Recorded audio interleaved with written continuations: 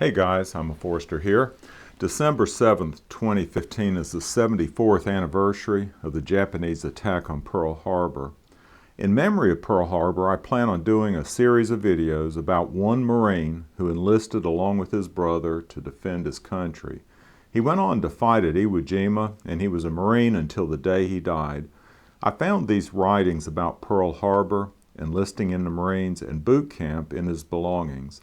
He entitled this, "The Day My Life Changed Forever." It was December 7th, 1941, Sunday, about 1 or 2 p.m. I was sitting in a car in our driveway in Denmark, South Carolina, listening to the radio.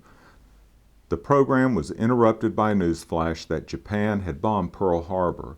Cold chills went up my back, and I knew then that everything would not be the same. At that time, I was employed by WWII Livingston in Orangeburg, South Carolina, a wholesale grocer, and I had gone home for the weekend. Went back to Orangeburg that afternoon, and of course all the talk was about Pearl Harbor.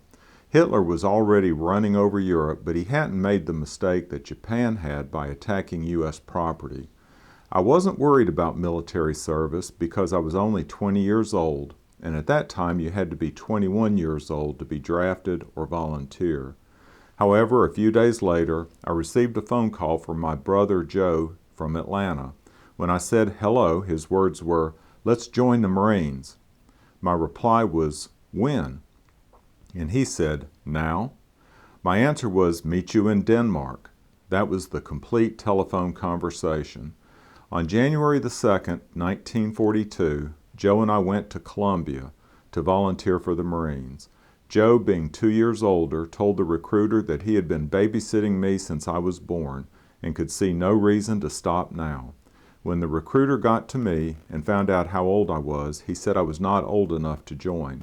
He also said the only way I could join was with special permission from my parents. I had to place a long-distance call back to Denmark and let the recruiter talk to Mother and get permission for me to join. After all this, we were told that we could not be sworn in, as the officer in charge was not in.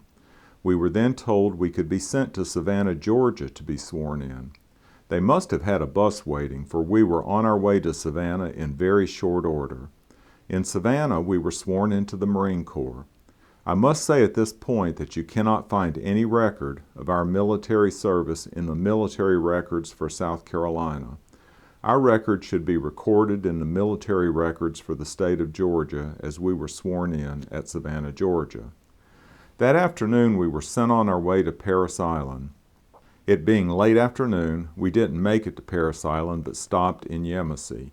Yamasee must have been a way station for Parris Island, for we spent our first night there in a building that looked something like barracks.